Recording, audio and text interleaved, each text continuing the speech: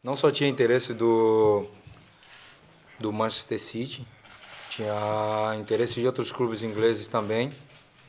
Eu sempre tinha falado que é uma competição que me atrai bastante, pela forma que tem de viver o futebol.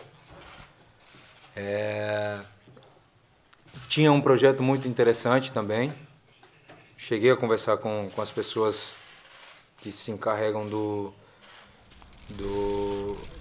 Manchester City. Se o Guardiola se sentiu incômodo, peço desculpa.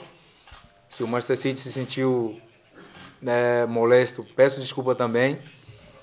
Mas eu sou de decisões e as minhas decisões eu sempre arco com elas. E tomei a decisão de vir para cá com todas as consequências e venho aqui para seguir sendo o campeão que até hoje eu fui.